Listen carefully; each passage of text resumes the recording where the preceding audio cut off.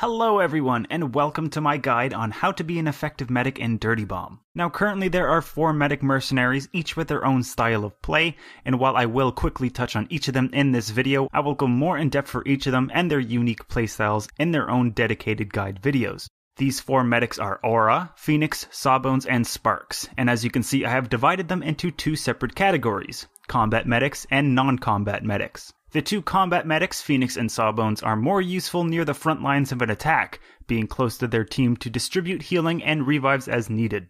Phoenix is great for instant mass healings on the fly with his healing pulse, while Sawbones can distribute large health packs to anyone who needs them. Aura and Sparks, on the other hand, are much more defensive in terms of their effectiveness. Aura can place down a healing station for mass healings within a certain area, and while Sparks does have small health packs she can distribute, she's much more effective at reviving downed teammates from a safe distance. To get started, let's learn some of the basics to being a medic, something that carries on through each of the mercs playstyles regardless of who you pick.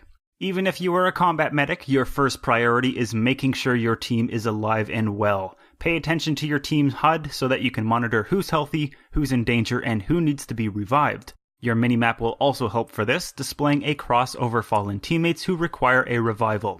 If you see a downed teammate, your first priority should be to get over to them as soon as possible and revive them, unless you're in danger of dying yourself by doing so, or if an enemy is making a break for the closest objective. Generally, you do not want to rush out to revive a teammate who just ran into the middle of 5 enemies, or if you're close to an objective being pushed by the enemy. One of the biggest mistakes I see new players make are tapping their defibrillator pads with the E key instead of charging them. Now there are some situations when an uncharged revive is necessary, such as if you have a healing station down and you're in the middle of a gunfight. That way you can revive your teammate before they get gibbed, and let your healing station, med packs, or healing pulse heal them as soon as they get up. For now, my biggest suggestion to you would be to practice equipping your defibrillator pads with the 5 key and holding down the left mouse button to charge them. This way you'll still have each of the fingers on your left hand available to move freely when charging the pads or rushing towards a downed teammate. Movement is very important within Dirty Bomb, so being able to equip your pads and move freely on your way to revive a teammate is most certainly advantageous.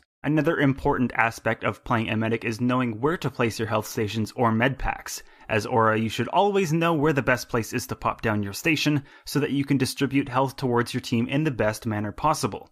This means behind choke points and high traffic areas where your team may be struggling to keep the enemies at bay. That health station could mean the difference between stopping the enemies from pushing forward and letting them get past your defenses.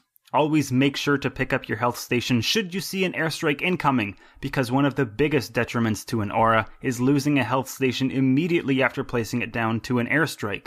Even though you may be far enough from it to not take damage yourself, deployable equipment is very prone to being destroyed even at a great distance from an airstrike, so just keep that in mind.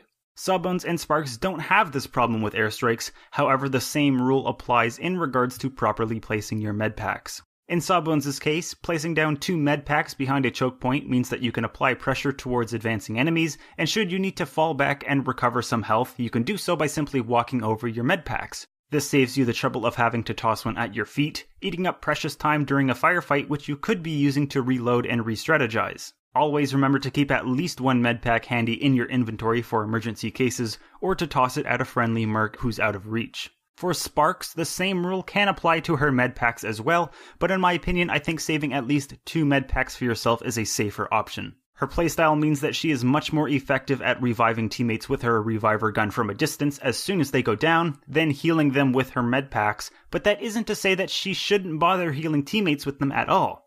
Unlike Sawbones' med packs, which heal linearly over time when picked up and heal quicker from a direct hit, Sparks' med packs heal instantly for a small amount of 30 HP when picked up and heal instantly for 40 HP from a direct hit. As another note, Sawbones' medpacks will continue to heal until your HP has either filled or you take any type of damage. Phoenix is the only odd one out in this case, in which he should always be ready to sneeze health at his teammates with his healing pulse.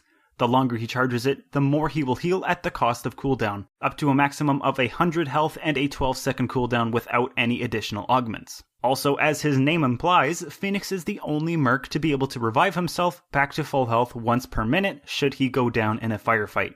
And those are the basics to playing a medic, so I hope you learned something valuable from this guide. And as I said in the beginning, I will be making a separate video detailing the different playstyles of each medic, so if you'd like to learn more about that, then stay tuned. But for now, go ahead and practice what you learned here in this video, make your team proud, and be the best medic you can be, because there's never enough good medics. I'll see you next time, but until then, as always, take care everyone.